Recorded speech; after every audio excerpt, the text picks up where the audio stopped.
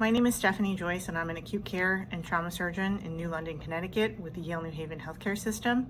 I initially joined East as a new attending surgeon who had taken a job at a small community hospital in a rural setting as a way to keep up to date with the newest advances in literature.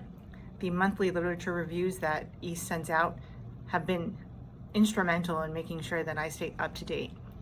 Now, as a practicing surgeon in an academic situation, East has really given me the opportunity to meet other members, work with them on projects. Even though I'm not research focused, I'm more on a clinical track, it still allows me to participate in the advancement of our field.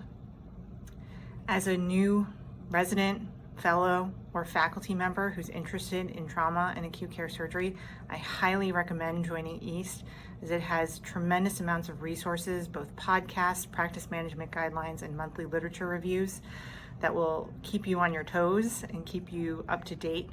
And it will also create great memories and mentoring abilities for those looking to advance their career.